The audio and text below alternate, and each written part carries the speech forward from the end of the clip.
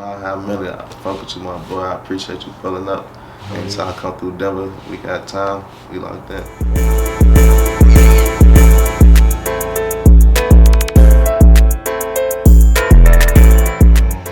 Multi-minute #1 podcast in the universe. We live in Denver, Colorado with 16ShotEm visuals, man. Yeah, it's good. I appreciate you tapping in. I know we were talking about this when I went to like Chicago in May.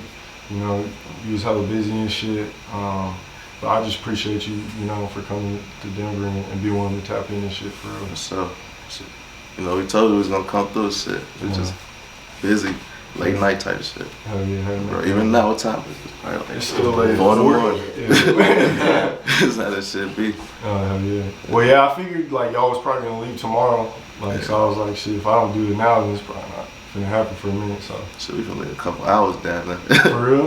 Probably not even finna sleep on it. No, I'm about to. Yeah, we gotta get sleep. All right, man. Well, shit, I don't want to take up too much of your time, so let's get into the interview. First off, are you originally born and raised in Chicago? Or?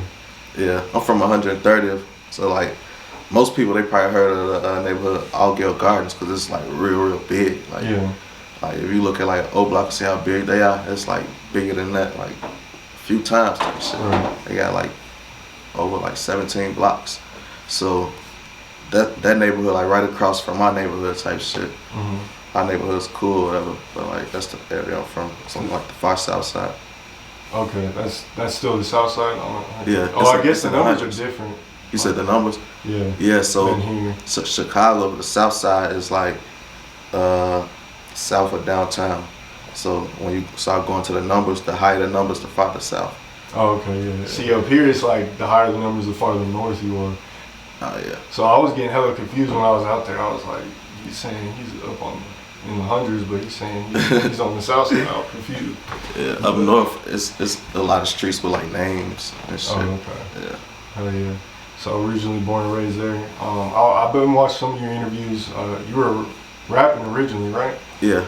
Okay. I never really tried to be like a career rapper though. Like that wasn't like I want to be a rapper. I just doing it type shit because I knew how. Fair enough. Yeah. How'd you get into it in the first place? Chicago was how I was rapping, the drill scene. Our whole neighborhood was doing it. The whole hood was doing it. I always like played around, like just playing type shit. But yeah. And I heard Bobby Smurda drop the Hot Nigga song. I fuck with it, and I remixed that shit. It's out. I don't know if it's my original name. I don't want to say that, but y'all find it. It's called Hot Niggas. 16ShotEm or something. 16 Hot Niggas. But yeah, that was my first song. So you have another like. 16 Hot No, Hot Nigga. The Bobby Smurda song. 16 Hot. Was that like an old YouTube channel you said? No, it's on my channel right now. Oh, you still your channel? I thought about taking it down because I got all type of guns, just talking crazy on that. Yeah. But it's like, shit, it's my first song. I don't really living like that no more. Fuck. Can't get in trouble for it. I ain't fight no cases. It's like history type shit. No, I felt that shit. Some of my old videos are different too, like some like clothing videos and shit. But okay. So have you lived in Chicago your whole life then? Yeah. And around the time you started rapping, was that when like the drill era like first took off with like Chief Keef and all them? Or? Nah, Chief Keef knows a little earlier. I don't know what year that song Hot Nigga came out, whatever year that was. It might be Like 2015. 2015? Really? Or 2014? Yeah, so I was late to the scene when it came to that shit. So yeah, that's what I'm saying. I wasn't really trying to be no rapper for real. I just like I had made songs and shit, but not in the studio. Like I used to use cell phones, tablets, apps, and do a little mixing and shit. Just never drop it. But I stopped doing the music shit because of like shit that was just going on in life, like cases and shit. Like I started to realize I had friends who was rapping that was getting millions of views, like 600 and shit. Like we was cool back then. He get millions of views, and I ain't really know what was going on legally. But all I know, I seen a lot of guns in their videos, a lot of gang banging this, and I'm looking, and I'm like, all right, I know you probably fight some cases and shit, and you famous and you cool, and there's a lot of people, the whole Chicago doing it. The minute I do it, I ain't getting no views really. They bring that shit to court. You got in trouble at first? Yeah, I was out on bond for armed robbery. I ain't do it though. But I was fighting the armed robbery, and long story short, when I asked to go to trial, cause I was locked up for like 6 months. I bonded out. Once I bonded out, I was out for like a year, no issues. The minute I asked to go to trial, they started harassing me. They started going on my social media, pulling shit. Cause I signed the bond paper basically agreeing to not be around drugs, not to drink, and not to be around guns. They went on social media and found all that shit from music videos that my name wasn't even on. I'm just in the video. Damn. Then my videos, songs, I just stopped rapping. That's crazy. And then the camera shit came, and I was still fighting the case. So once all that shit was over with, and I got out probation, all that shit, it was like I got a whole nother career. Yeah. How did you kind of learn and grow from that case? And then I want to dive into the videography and stuff too. You said how I learned what? Like, how did you learn and grow from that case? It's hard to say how I learned. I learned some shit, but it's kind of hard to say that because when I be telling people I ain't do it, you know everybody saying ain't do it. I ain't do it for real. Like, okay, I see. But like, I learned some things because some things that happened that day got me in that situation. I could admit that, but I ain't do it. But like, I could say like certain people around you, you don't have no goofies around you. Like I ride by myself for the most part, stick to myself. What else? I don't got a temper as much because part of the reason the situation happened was like a temper, like road rage incident type shit. Yeah. I kind of think about shit more. I value my freedom, so I think about shit like I don't just take it there all the time. I ain't no high head. Like I think about shit. Like most likely with me, I probably ain't gonna really even do too much talking or arguing with you unless it gotta go to that point. Because why else waste my time? Right. It's a waste of time, waste of money. Could be focused on some bigger shit. So I learned a lot of shit. I learned how to deal with the legal system. I learned how that shit work. I learned how to move around, how to drive, and not where, just stay out of trouble type shit. Nice. Okay. So let's talk about the videography and shit. How did you how'd you get inspired to pick up the camera? Originally, it was because I was rapping. And this is another thing. People always be getting mad at us saying like we taxing for videos. Right. I felt the same way when I was rapping. But I ain't getting mad at the video. I just was like, I'm gonna buy my own camera and do it. But it was way more than what I thought, so I wasn't really doing it. But that case happened and I got put on house arrest. So then at that point, I was bored as fuck. I ain't had nothing else to do. So I just gave my sister the camera, told her to record me, and just edited my own videos. And I learned it that way. So like the case kind of helped in a way, because if all this shit didn't happen, I wouldn't be doing this shit. I would have never had the patience to sit down and learn this shit. Right. Yeah. Okay. No, that's real. And then was it just you editing your own videos at first? Yeah. And then like I'm assuming like probably homies and like other artists probably start asking you like, yo, can you shoot my video, or how did that kind of go? Yeah. I was doing my own videos, and then a couple people hitting me up. And I was like, damn, y'all gonna pay me for this? Like, I really thought, I felt like I was finessing. Yeah. Cause that's like how I came up. That's what I used to do, a lot of shit like that. So like, it felt like a finesse. I'm like, y'all about to pay me? I think I'm a cameraman. Like, and I was just taking the money and doing it, but they liked the shit. So I'm like, oh shit, maybe I could do this, but I wasn't really making no real money from it. To be honest, it was like, I couldn't live off of it. Right. It just came through randomly. Yeah. And I was still working a job, all type of shit. And one day I quit my job because it's a long story. Fuck Papa John's on Division Way and stuff. I ain't gonna lie, I did not fuck with y'all. Fuck y'all. I don't even eat at Papa John's no more, because that job, that's the last job I worked in life. Like, that was the worst experience ever. Damn, I fuck with Papa John's too. I walked out of there and I ain't had no plan. I had rent to pay and shit. And I ended up doing my first interview with Tay. But I just was doing shit at that point, just doing some shit. Just trying. And it went up, and I seen the potential. And I'm like, let me do this. I think my first check probably was like $200 or some shit. On YouTube? Yeah. I was happy as hell. Then the next one, it was more than that. And it just kept multiplying. I'm like, all right, this is what I'm going to do. I was still struggling a little at first, but like I seen the potential, so I just thought it out type shit. That's real. Okay. As far as like the videography and stuff goes, were people paying you for videos off the bat, Or when you first started shooting the videos, were people paying? Yeah, but I was shooting like free shit, but not much, cause I ain't had a love for it for real. So I wasn't really gonna do it for free. But like my homies and shit, people I believe in. Yeah. But then once it got to the point I feel like I'm for using me, I stopped doing that shit too. Cause you would notice like, you know, you feel like it's your homie, they might not got the money, but once you see they go pay somebody else full price, and you don't even pay the discount price, it's like, oh no, you're using me, bro. Like, shit, I ain't even ask you the full price. So it's like, I don't really agree with the free shit unless it's beneficial on both ends. Like, if I'm working for free, it ain't free. So initially you're like getting paid a little bit, doing some videos for free, but then you say you did the interview with Tay 600, that was your first interview? Yeah. When, how long were you doing the camera shit when that interview came up? Probably not long. Like, I wouldn't even consider myself a cameraman for real. Like, I told you, I thought I was finessing. Like, even at that point, I still didn't know what I was doing. Like, even when I met like Billy and them, like my first time being in LA with y'all, remember I was asking y'all hella questions about the camera. Like, what's this, how to do that, and I had a fan base at the time.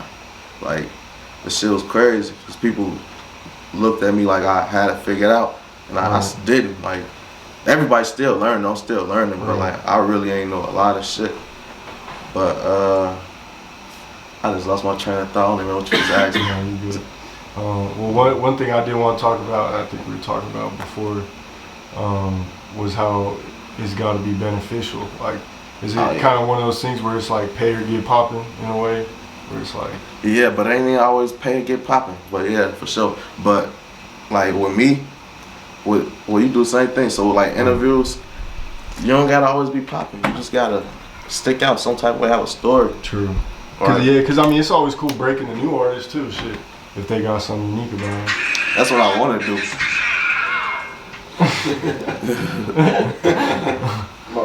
That's really what I want to do though. You know, break the new artists and feel better. Yeah. It's more organic. Like, you don't got to deal with no rapper ass activity. You know how certain rappers, they get on their high voice. Like, you deal with people, the genuine them, the real them in the beginning. Like, I like that shit. They appreciate you more.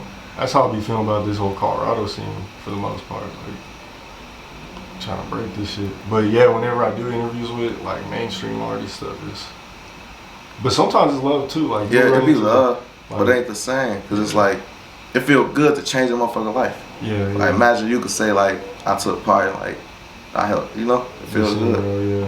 No, if they thorough, it's like you help them, they help you. Like, I'm the type of person, I try to help everybody around me as long as you're doing something. Right.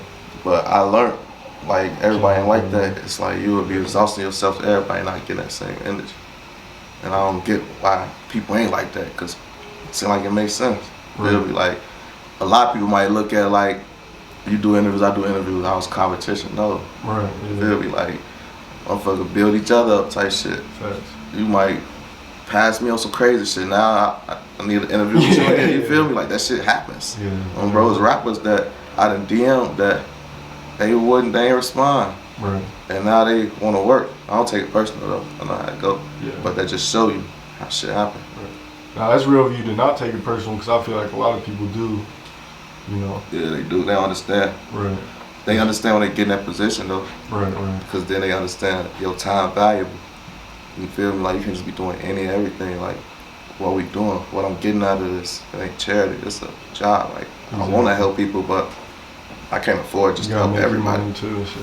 Yeah. I know. Do you still charge for interviews? Because I know a little while back you was saying you wanted to get to a point where like you were just doing like solid interviews and you know, motherfuckers couldn't pay to get on the platform. I be all over the place with that shit, man. I done told motherfucker 5,000. I told people 1,500. But like, the reason why is because like 1,500 is really my regular price, my base price. Yeah. The 5,000 was more so because I didn't want to water down my content. I really don't like taking too many bookings because you don't know what you get and you don't know what to expect type shit. So it water your shit down. So the 5,000 was really to discourage people. People like, you ain't gonna get booked for that. That's cool. Right. But when I do get booked for that, you know, it's like it's worth it. But like now, I feel like what I'm gonna do is I still want to help people. I want to make my price a little more affordable, but I'm gonna be selective. So even though it might be more affordable, I'm not taking every booking. Like, feel me? I might work with what you got if it makes sense, but I gotta see something in you. So that's how I'm operating with this shit now. No, that's real. I kind of want to dive back into your first couple interviews. So you said the first one was the Tay 600. How fast, like, how good did that video do in like the first week, per se? I honestly couldn't tell you because I was so fucking excited. Like, I expected to get like 10,000 views and just be like, damn, that's decent. Right. And I think that shit happened probably like a couple hours. 10K in a couple hours? Yeah, and I ain't had no subscribers. I probably had like 1,200, 3,000 something. I might have like 3,000 probably from rapping or something. But like, I ain't really had no subscribers, and I just seen it and I'm like, damn. And I did another and just kept doing it. I know it probably hit like 100,000 something in a week maybe. I think, I don't know. I honestly don't know. It was 3 years ago. But I just remember watching it. It was doing more views than like hours type shit. Right. And it just kept, every time I refreshed it, just kept moving. I'm calling that. I'm boy, you see this? Yes. Told you that's gonna happen. Right. He did like the blast and like. Yeah, he knew it already. He used to it. It's new to me. Yeah. I woke up one day and I got fans, like literally overnight. Motherfuckers talking about some, bro, you the best, you the GOAT. I'm like, what? I just started type shit.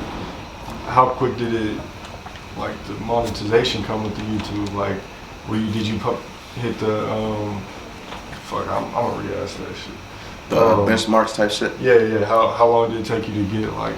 I already have the subscribers from the rapping shit, so I just need the watch time within a 12-month span. Okay. So the first clip of the interview got that, but then I had to wait for the, you know how they got to send the shit in the mail, all that. So I think it probably took like, I don't know, that process 2-3 weeks or something, like however long that took. Then I started getting paid. So I probably didn't get paid immediately for the first 2, maybe 3 parts or something, I don't know. And then I probably dropped one part and held it. I think that's what I might have did. Then wait for the monetization and then drop the rest. But I was really getting paid from the beginning because the first interview hit that benchmark. Just coming outside looking in, that's just crazy to hear because Denver is like, it's so like small out here compared to Chicago where it's just like, shit, it took me like, I don't know, like probably like, I'd say at least 2-3 years of consistently going mile high minute before I finally like passed the thresholds and shit. And then I really didn't even take out my first check because I was just letting it add up to like shit probably like 4 or 5 months ago. It was a pretty decent check at that time. But like, do you feel like there's kind of more opportunity in a way with like that type of shit in like Chicago or even New York or like major cities and stuff like that? Yeah, for sure. You know, like with everything, like everything with good is bad type shit. So like, it's a lot of bad shit, but it's like you turn lemons to lemonade. Like it's like motherfuckers, it's popular. People like to see it, but at the same time, a lot come with it. I deal with a lot of shit. I gotta watch over my shoulder even before this shit. Just coming from where I come from, living while I living type shit in the city. So it's like it's a lot of fucked up shit that come with it, like the dark side. But it's definitely an advantage. I see it. Like people interested in what's going on in Chicago, and it's all around. Like there's so many different people in hoods. You can just go interview a random person from a random block that ain't a famous rapper, and it'll go up. Like I see YouTubers who just go to random blocks and interview people and get more views than my shit. And I don't even know what people they interviewing. So it's some type of cult fan base the city got. So yeah, that's why I feel like a motherfucker like you, how you just told me you was just doing it for 2 years and not like it wasn't monetized. Like I commend you for that because I wouldn't have did that shit. I promise you. Like maybe this, I don't know if this was like your dream or something you like to do. I definitely use a lot of love for it. Yeah, so that's probably why. So I feel like when you get in that position where that shit really going crazy, you gonna know how to handle it because you already been doing it. No, that's real. Me, I feel like I was blessed. I ain't gonna lie, bro. Like how I just told you to happen. Even though anybody can't do it, like you gotta be able to have that drive, you gotta have the motivation, you gotta know how to run the operation and shit. But like, if it didn't happen that way, it wouldn't happen for me because I ain't had that drive until I seen the vision. Yeah. No, that is real though, and I mean, to an extent though, still like, I'm still blessed regardless because there's a lot of other blogs out here that even that ain't even monetized and shit, you feel me? So like I can't even be really looking at it like that, you feel me? I gotta look at it as like, you know, I'm blessed to even be in the position I'm in. So I like to look at the other blogs out of state as like you said, no competition like that. Like y'all are the blogs I wanna work with, you feel me? Like get somewhere with this shit, you know what I'm saying? Out of state, I feel like that's how it's gonna get to the next level, but that's besides the point. I want to talk about that King Von interview too. That was his first interview, right? Yeah. How did that shit come together? Because that was before, like, I mean, he was probably popping in Chicago and shit, I'm assuming, but that was before, like, Crazy Story and all that dropped, right? Or was that around the same time? Yeah, it was before that. I think he had maybe 1, 2, I don't want to say 3, at most 3 songs out. Yeah. But like Von was a name I was hearing about for a long time. Like even when he was in jail, I just didn't know who he was. You know, it's a lot of names just you hear. He a savage, he this, he that. You hear about a lot of these names, but me, I don't really pay too much attention to it because that ain't what I'm about. I'm trying to like uplift the city. Right. Like, so like it's a lot of people out here like that, and he was one. But the fans always ask, like the people in the comments DMing me, Reddit, people tagging me, telling me check out Reddit posts, and I'm seeing all this shit. I'm like, how can I interview him and this all this street shit? Mm-hmm. Like once I heard he was rapping, got on it. Right. Yeah, he a rapper. I hit him up. We chopped it up. We met at county jail at the Popeyes. Mm-hmm. He was in that bitch eating with Lil Steve and somebody else, and we ended up pulling up to the location doing the interview. And it was cool though. He funny as hell. That's real. You said that was before Crazy Story and stuff. Was he, like, how many followers would you say, if you had to estimate, like, did he have at the time? I don't know how many followers I had. Like, fair enough. It was like three years ago. So, you know, that's my 3rd interview. Like, I ain't know, all this shit that's happened, I didn't know this was gonna happen. Yeah. Like, I was just eager to work. I'm just doing shit. 3rd interview. I'm seeing numbers and shit. And as he was growing, I just started seeing like my shit growing with it. Anytime he hit an accolade, something blow up, I'm seeing it financially, I'm seeing the numbers. I'm damn, that shit raw. I feel like I was like had some type of connection or something there. When you make more money, I make more money. Yeah. So let's talk about that a little bit. So do you see, like, say an artist that you've interviewed does get popping in the blogs or whatever, some happens, you see those like views start to go up around those same times and shit randomly? Like, yeah, sometimes I don't even know why that happens. Right. Like some videos just like, it's a video I posted for 50 Cent calling Jim Jones a snitch or something on my YouTube. Yeah. And when I first posted it, ain't really do much. And now it's my highest viewed video, and it just shot up like months later. Like it probably was lingering around 20,000, 15,000. Yeah. And now it's like 1.3 million or something. And I don't understand why. I don't know what happened for it to happen. Yeah. But shit like that be happening. No, that's real. Have you had any problems with like demonetization at all? Because I remember I did a video of like 692 when he first came out of jail. I posted on my YouTube. It ran up. It was like over 100K like within a day. But then like he was playing some music in the background and shit. And then like I posted a fight too, a Denver rapper fight.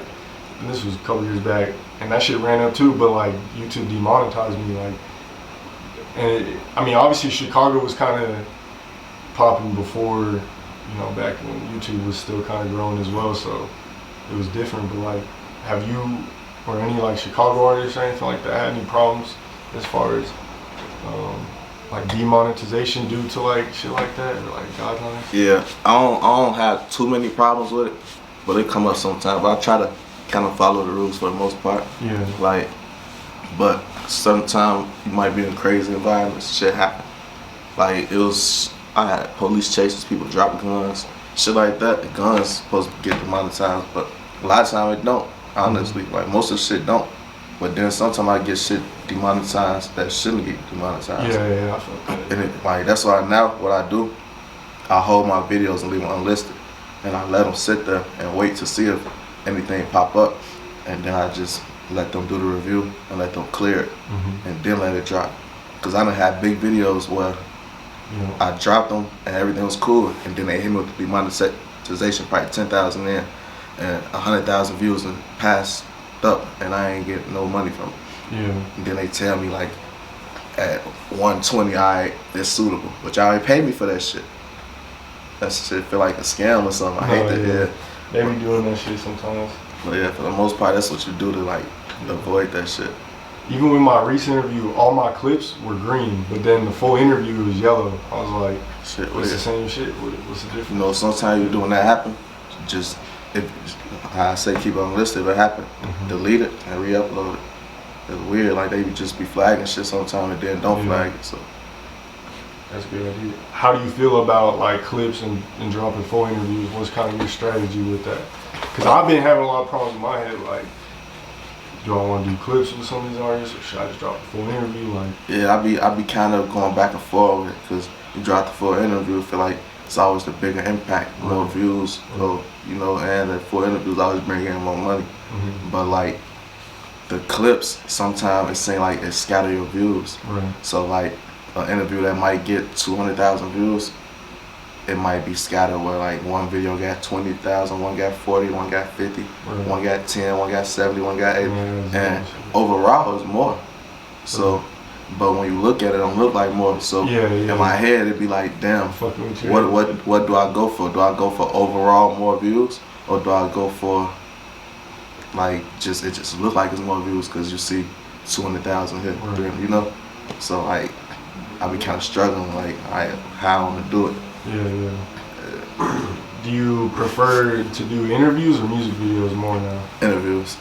Yeah, I never really liked the music videos because of the editing. It takes a little way longer, shit like that, in front of computer hours.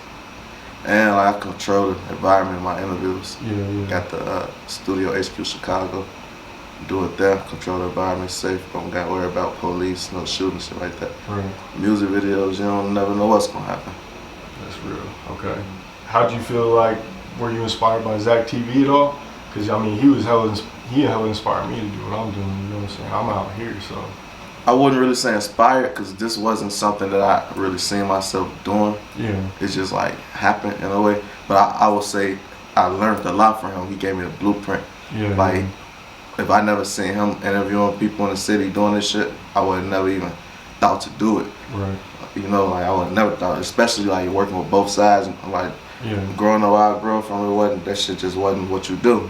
You know, so I'm like, wait. But once I seen like how you could do this and keep it business, mind your business, and just work, and you'll be good. You know, stay around good people, surround good energy, ignore the bullshit, you'll be good. So that's what I really learned from him, type shit. ZackTV, he's definitely a legend, like. For sure. I want to talk about the Boss Top interview too. My bad for cutting you off. But one thing I do want to say, like, if he, RP Zach, if he was still around, he was doing this shit and I was doing it, yes, I would be inspired by him, because then I would have somebody to watch and be like, damn, he going crazy. But like, I wasn't really inspired because it wasn't what I was doing. How do you feel like his death kind of impacted the city? You said impact the city?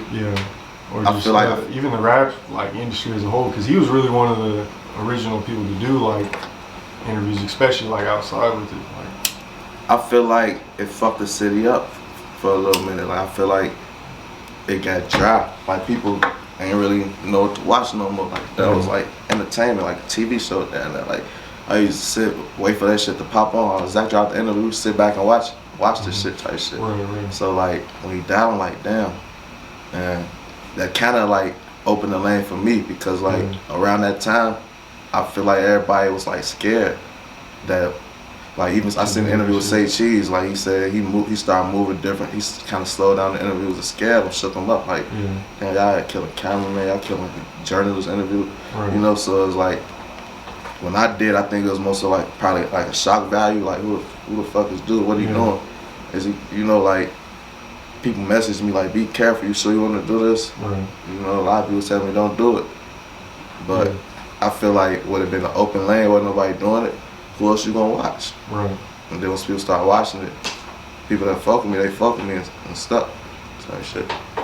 How do you like keep going through like those type of comments or, you know, thoughts, or people worried about you or what have you? Like, what keeps you going? I don't really be worried about that shit, because the shit they be worried about don't be issues for real.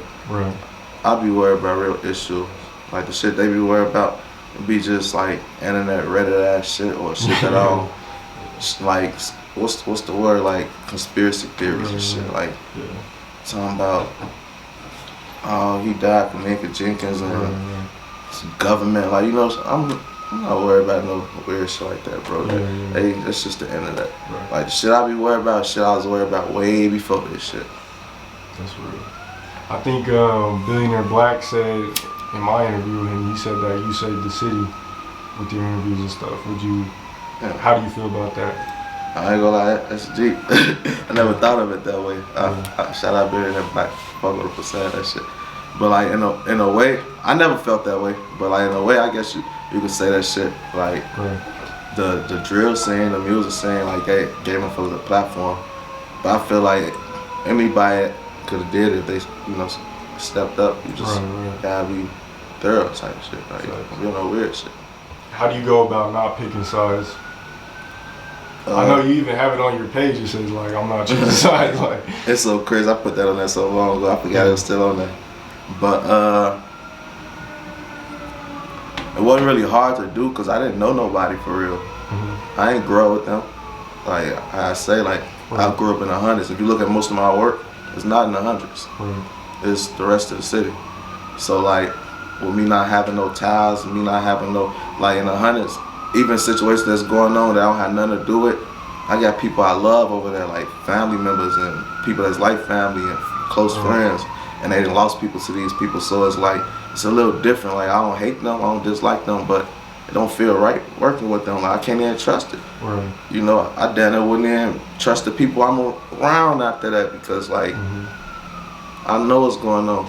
But like the rest of the city, it ain't like that. Like it ain't that deep.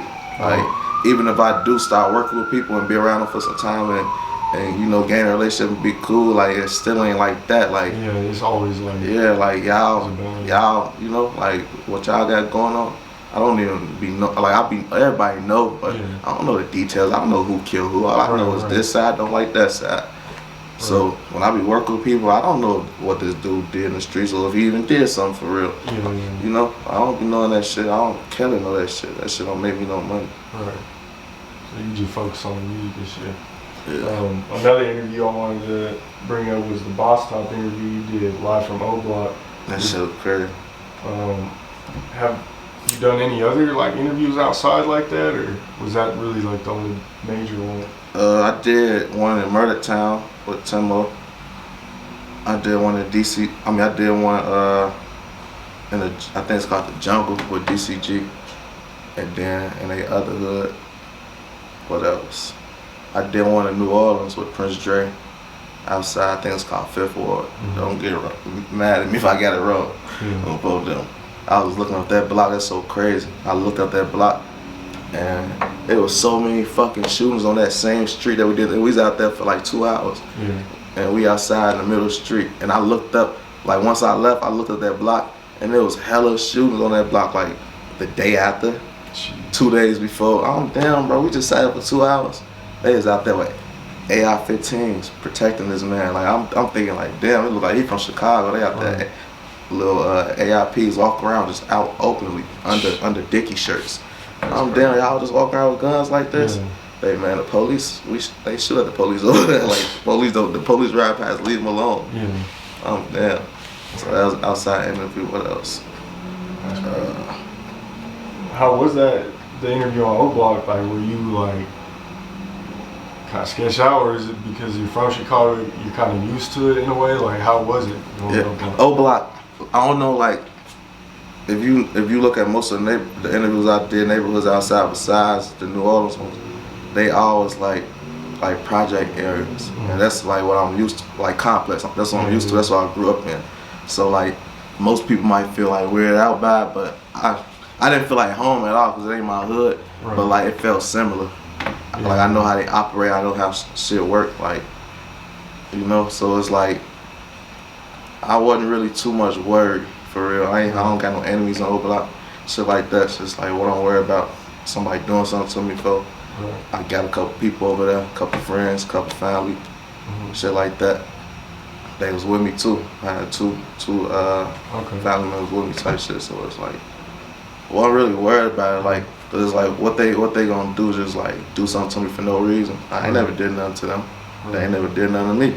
That's real. So like most people, they be like worried about it. I don't know, it be reputations and shit, but like, yeah, like the city bad. O Block might be a crazy hood, but it's like they not just running around innocent person. Let me just go beat your ass. Like, let me go shoot you. No, like just be cool. Like you wanna work, you wanna do that, just come do that and mind your business. Like, that's real. Should be cool.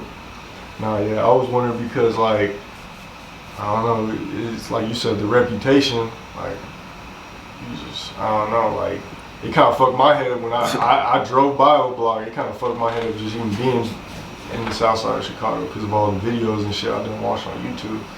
But like out here, it's like I'm kind of used to it, so I'm like, it's not as much. But do you kind of feel that way too sometimes, where like you go to a hood like out of state, it's a little more like, damn, I don't know where the fuck I'm at.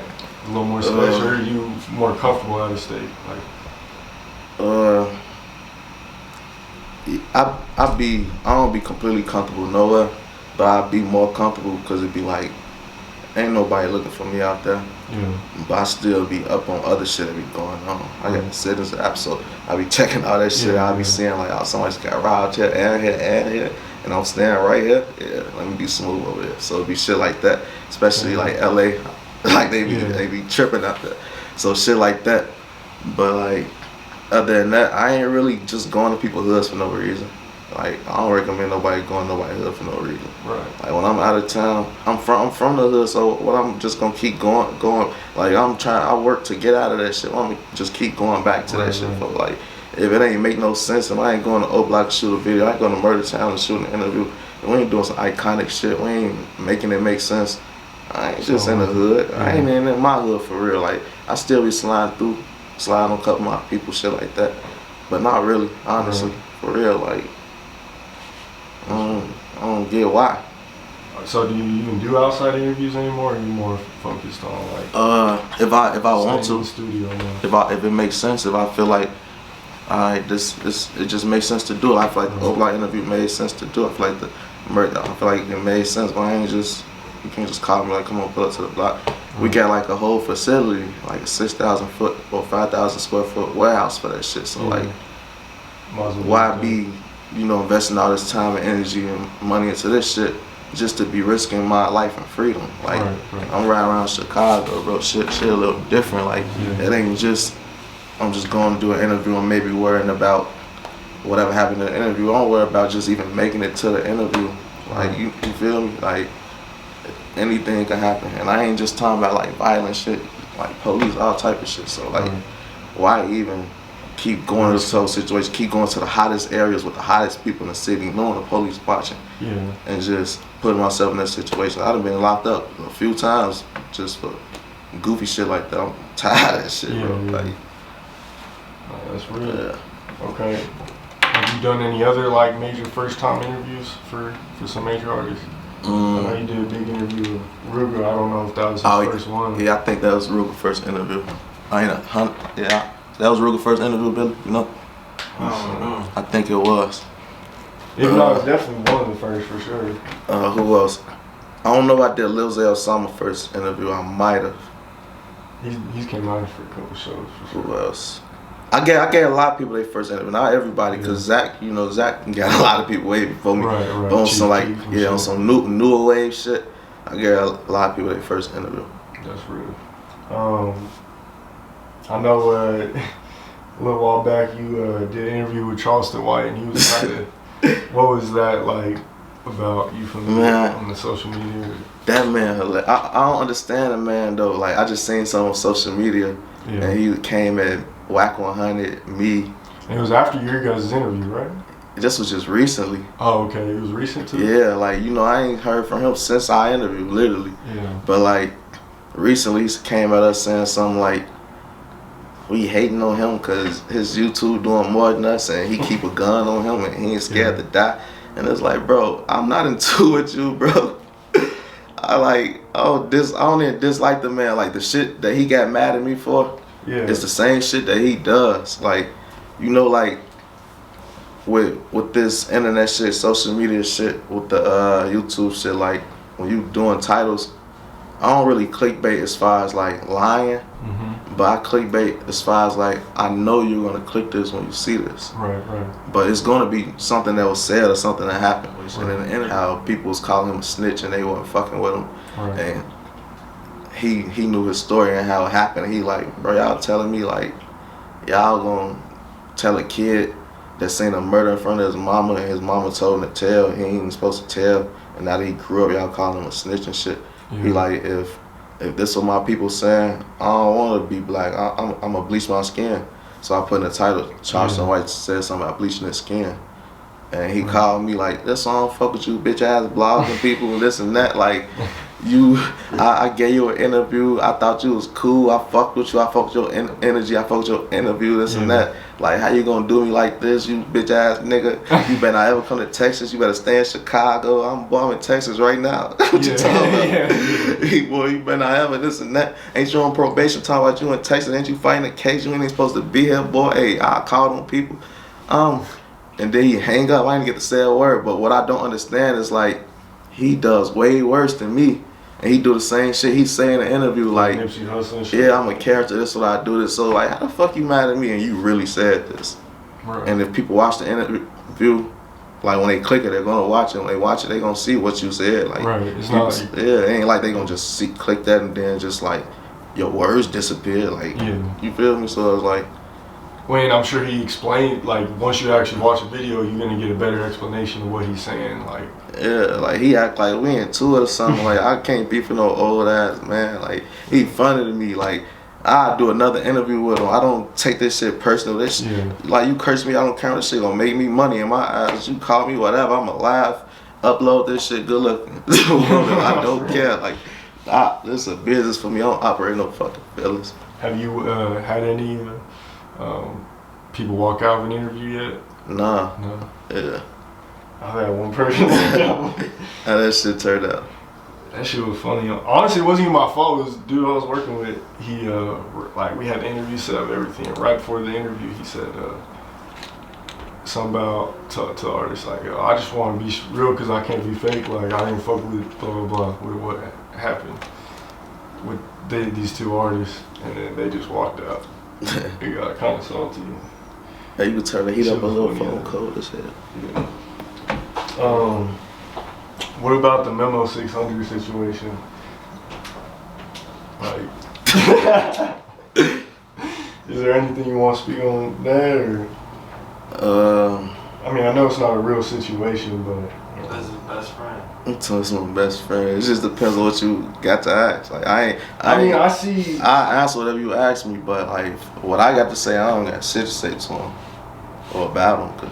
To be honest, I don't really know. I just, when I look it up, I see Chicago Interviewer, and this is Chicago Word TV, so I don't even know like how real they are. But they just were saying you had words from Memo or something in this video. Yeah, like Memo then remind me of like the Charleston White situation. To where like, what beef do we got for real? What you do to me, what I do to you?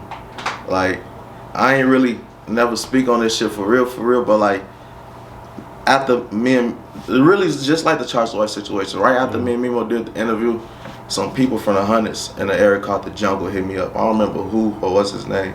They see this shit, they probably have fucking hit me up. We'll do an interview, talk about this shit, but long story short, after me and Memo did the interview, we had a decent relationship. We wasn't friends, but you know, everything was cool. We followed each other, you know. And when they hit me, they basically telling me like, I don't know if this was before they exposed me shit, so I don't know if they did it because he had something exposing me. I don't know if it was after or before, but they like basically trying to expose him. They say he not even from 600, he from the hundreds, he from the jungle. They calling him out his name, calling him bitches, saying they ain't fuck with him. They was getting down on all type of shit, and I ain't even saying this because I don't fuck with him. I'm really saying this because I'm, you know, like he is like, say we in Clubhouse, he'll drop me to the bottom, just say anything, change the narrative, and don't even really say what it really is. But what it really was, they basically trying to expose him, saying like he was a goofy, and his little brother, it was different, like that. He wasn't like how he was. They saying motherfucker ain't even fuck with him for real. So like, with that shit going on, they was trying to do an interview. And the person that hit me up, I asked him like, "Do you rap?" He like, "Nah." Like, what you do? Yeah. He said, "I ain't gonna lie, I'm in the streets, bro."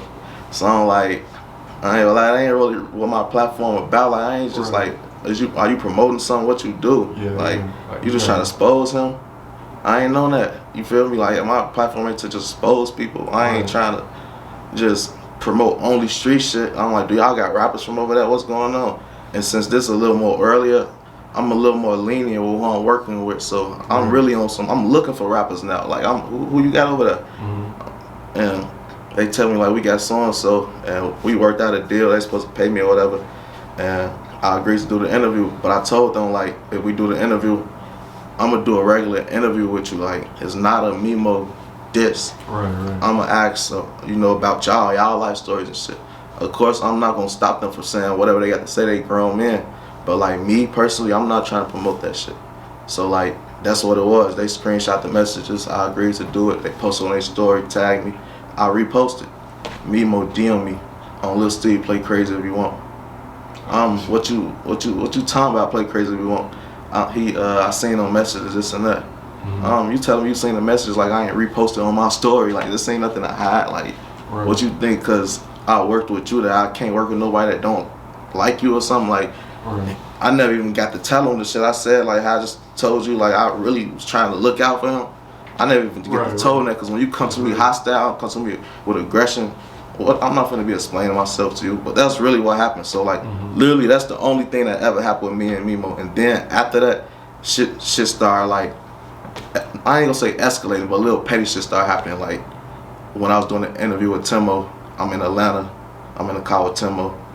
We're on our way to the location to do the interview. He FaceTimed Mimo. And at this point, I'm not thinking about Mimo. I ain't talked to him in months. He blocked me right after that. I ain't heard from him.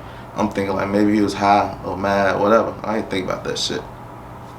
You gotta know I'm not thinking that you a threat or I got an issue with you, because why would I feel somebody's OTF and you OTF? You feel me? Like, I'm not looking at you like no op or no enemy or whatever.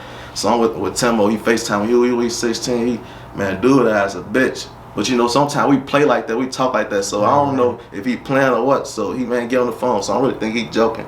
He, man, what you want, some clout or something? What you mean? He, man, come on, man. What you want? You want to interview with me? Come on, get on that, this and that. You interview all those people that don't like me, this and that. You got them asking questions about me, this and that. And I tell them like, bro, you got an issue with me. I don't got an issue with you. You think I'm going around trying to, tell people to say bad shit about you? You get into it, everybody. Like, you just got to a WAC 100, told him fuck his dead blood and Crip homies. Like, why? You feel me? Like, why are you getting into everybody? Like, you got decent music. People fuck with the music. Why you gotta do that shit? You feel me? Like, it's tripping with that shit. So like, I don't understand them. Like, I be thinking something wrong with him for real. Cause it's honestly like, I ain't did shit to him. He just do weird shit. If I'm in Clubhouse, he'll come in the room, he get moderated, kick me to the bottom, get to saying weird shit. He'll be in the room with me for, I don't say, if he in the room, I won't say shit to him. He'll say something to me. I'll be in the middle of convo, I oot you, right? What you mean? Cause I had got locked up for somebody. I got locked up for a gun, basically. It wasn't mine. The person who gun it was, I didn't even know him like that. He another cameraman. I was basically supposed to be doing something with him. He was doing shit with Mimo at the time. This motherfucker let me go to jail for his gun, knowing I'm on felony probation and I'm out on bond for another case. I'm gonna get fucked up for this gun. He don't got no case. They telling him that it's gonna be a misdemeanor. I'm thinking like, I don't got nothing to worry about. He gonna take this misdemeanor. Didn't take the misdemeanor. Let me go down for it. So I go to the county on the paddy wagon. They let him in my car. When he go in my car, he take my property.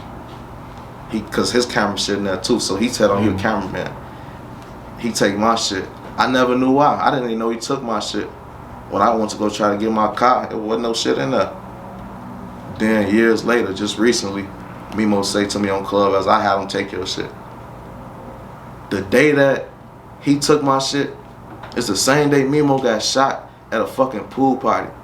So in my head, I'm thinking like, somebody tried to kill you, and you having somebody steal a camera from me, and I ain't even think about you, like that's why I be thinking something wrong with him. Unless he said that beforehand or something, that just happened on some weird shit. But like, wow, like what the fuck is wrong with you? Like, you got bigger problems to worry about. You feel me? So that's the shit I don't get about him. Like, even when he was at that party, I knew he was at that party. Once we finished that work, we was on our way to that party. I knew he was there, so you gotta know I don't look at you like no fucking issue. I don't get him, bro. I think something wrong for real, honestly. I don't even get why. Like, I don't want to speak about the people around him, because the people around him ain't never did no harm to me. They never said nothing bogus. But I don't get why they allow that shit. Because it's like, it was a point in time, like, to be OTF, like, their name was like thorough, like untouched. Like, it was like, they them niggas. And if I have a reputation like that, I can't allow no shit like that around me. You feel me? Like, that shit make the brand look bad. That shit look bad. You doing all this weird ass shit. Like, I get the loyalty aspect, never leave my brother, all this shit. But like, motherfucker gotta, I don't know. I just wouldn't allow no shit like that. Like, you can't be going around claiming my shit, doing all this shit. You fucking up business. You fucking up. You feel me? Like, ain't nobody scared of nobody. Motherfucker knows how motherfucker coming. But like, who won't just get into it with people everywhere? People like that cancerous, bro. That shit bad. That's real. What I did want to talk about too, how do you kind of go about keeping the peace and like, trying to be a positive influence while doing this shit? Because, I see you asking questions like you'll ask those tough questions to the artists, like how do you, like you said earlier about how you were asking Vaughn about, how FBG Doug basically got his family, out of the streets and stuff like that. Like, how do you kind of go about keeping the peace and doing your best to be a positive image and influence on the scene and shit like that? I can't really keep the peace, but I don't try to make shit worse. You feel me? Like, of course, like, we all human. I ain't perfect, so I might slip up sometimes. I might. Right. But for the most part, like, I'm trying to do, I feel like, the right thing. Like, if I'm working with somebody and I'm asking they op about they op, 9 times out of 10 the question I'm asking you is not to set you up to say nothing negative about them. Like, when I asked Vaughn about Duck, it don't really get him no lane to really say nothing negative. He could just not get no fucking be like, man, fuck that nigga. But like, I asked Vaughn, like, how he feel about, I know he don't like Duck, but how you feel about like him being able to get a deal and take care of this, look out for people, look out for his family, on some grown man type shit. Like, what you gonna say against that? You feel me? So it's like, that's the type of shit I might ask. So I might ask about some shit that really got you thinking. Like, if you had like a past relationship with an op and it was a real close relationship, I ask, do you think about that shit? Like, how that feel? People want to know that shit like that, but not so-and-so dish your homie. How that make you feel? Because what else is he gonna say to that? But some negative shit. Yeah. So like, that's what I be on. I know I can't stop shit, but I ain't gonna make it worse. And I could try to prevent shit, but the streets. How do you feel about the future of Chicago scene? Do you feel like the drill shit is like died down in a way, or do you feel like you still get popping by like having a bunch of guns in the videos and stuff like that? How do you feel? I feel like that should evolve. Like, drill don't look like the old Chief Keef drill right now. Nowhere, to me, I don't think. So like, it evolved. So like, I don't know. Every time people think this shit dying down or dead, something else pop up. Like, new wave rappers and shit. Like, it's drill rappers that could sing and shit. Now you feel me? Like, it's all type of shit going on. You got rappers that could do the drill, but they more entertaining with it, like DCG and shit like that, or like Polo G versatile with it. So like, I feel like shit ain't really gonna die. It's just gonna change, because the youth always gonna come. It's gonna be a new sound all the time. And with Chicago being Chicago, I feel like it's always gonna have that dark drill, that gangster shit, unless the city change. Yeah. Who are some of your favorite rappers from across the U.S.? He locked up right now. I fuck with Honeycomb Brazy though. Free Brazy. I fuck with her. Who else? I like Dirk shit. I ain't trying to name all Chicago rappers. Don't try to think. Cause you said across the U.S. Let me see. I fuck with ESTG shit. Icewear. Lil Baby. What about Chicago? Who's coming up in Chicago that you got your eyes on? I like. There's a lot of people. I be hating this question because there's a lot of people. Yeah. But I fuck with SG Batman shit. I fuck with Big K Beezy shit. I know you're originally from Chicago. I don't know if he in Texas. I don't know where he from, but he got signed by Sean Conn, right? yeah. He hard though. I fuck with Big K Beezy shit. Who else? I fuck with Ruger shit. I don't know. It's a lot of people in the city shit I fuck with. Like it kind of cloud my head to the point I can't even think of nobody. This is your second time in Denver, right? Or were you before too? Nah, I've been here before. I don't know how many times I've been here, but it's more so like how Billy was saying, like coming to Cali type shit. It'd be right here in the middle type shit. So motherfucker stop here and want to see what's going on, like, cause that's really the goal, to get around the world with this shit, get every city type shit. So like, since we stopping here, motherfucker tap in. Is there any Denver artists or Colorado artists that have like caught your eye at all? I know it's still kind of new to you, but yeah. Is there anyone? The people that you Geerilla. Yeah, I fuck with Geerilla shit, and then FBP shit. But yeah, Geerilla I've been saying his shit, been going crazy, saying all type of sticks in that bitch. But yeah, I don't really know too much about the scene, but that's really why, motherfucker, when we stop out here, we try to tap in when we got time to see what's really going on, to learn that shit. What would it take for you to do some like interviews with some Denver or Colorado artists?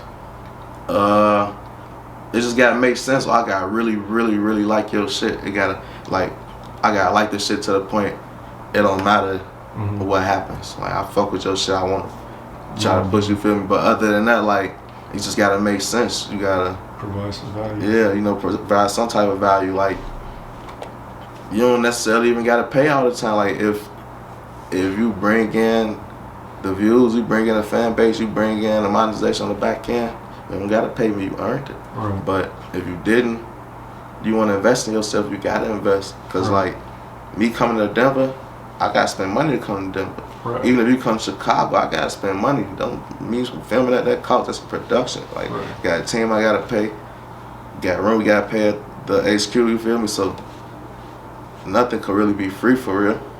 Then I just be spending my money on somebody that won't even spend money on themselves. Damn, that's a good point too. I ain't never thought about it like that. Okay. Have you seen any potential, or like what do you think a smaller scene like Denver or Colorado needs to kind of get to that next level and have more exposure, have more artists blowing up and like making money off this? Like what Billy said earlier, like down there, like characters type shit. Like if you like,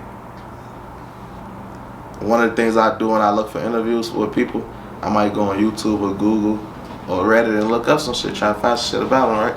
Yeah. And in Chicago, that shit is every fucking where.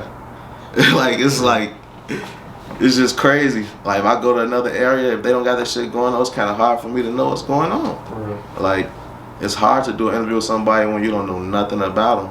Cause you don't want to do just like no general basic interview and just ask random questions and then nothing comes from it. Yeah. Like it'd be better a motherfucker going into that shit knowing something about you. And like how you say, like when people know shit about you, they watch you, they want to know about you. And if you make good music, they hear and they fuck with it. Like some people, they just get on for the music cause it just be some crazy shit. It might be TikTok, it might just be a hit they made, anything can happen. But like shit like that sometimes even fade out because it'd be like that song raw, but only know who made it. When they know you, they love you, and you raw, that shit gonna work. I don't know how to tell people to do it because there's a lot of different ways, but I don't want to tell people the wrong way. Like you see a lot of people in Chicago, they go the violent way, but that shit fuck up the world. People dying behind shit out of distance. But then I see people who do shit that's smarter, more wittier, come up with little schemes, pay blogs and shit like.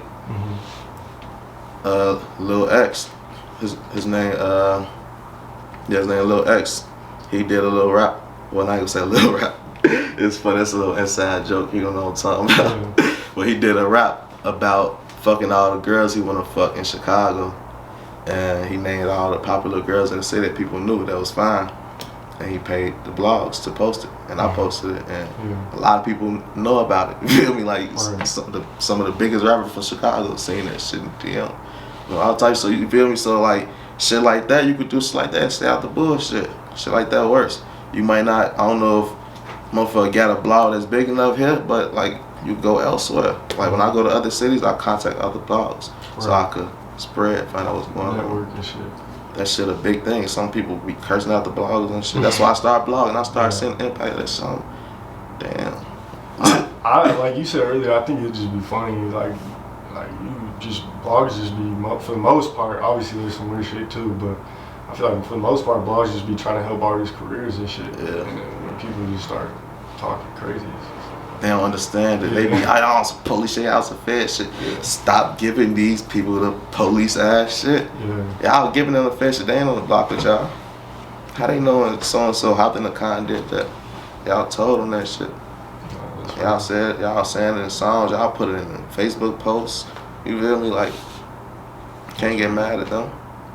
Okay. I think that just about wraps it up for the most part. Do you have any like interviews that people should be on the look for? Like major interviews on the way? I got a Barenet Black interview coming soon. Look out for that. Lil Mouse interview coming soon. Just dropped the King Yella interview out. Check that shit out. I don't know when you dropping this shit, but by the time you drop this shit, I probably have my merch. Next month or so. Oh, yeah, next month? Oh, yeah, for sure. So I'm gonna have my merch out. Check that shit out. It's gonna be on my Instagram at 16ShotEm Visuals with a Z. Link in the bio. If you're in Chicago in the area, even if you out here, you look for a place to shoot at, come through at HQ Chicago. You follow us on Instagram at HQ Chicago.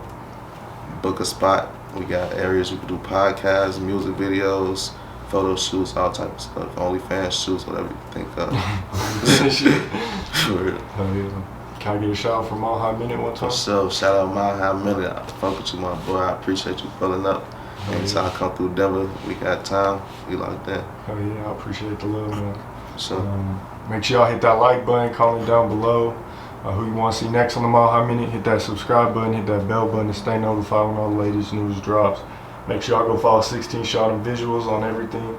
All links will be in the description. Make sure you go follow Mile High Minute on everything.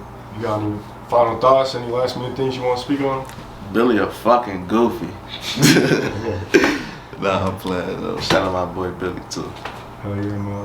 Mile High Minute, #1 podcast in the universe. We out.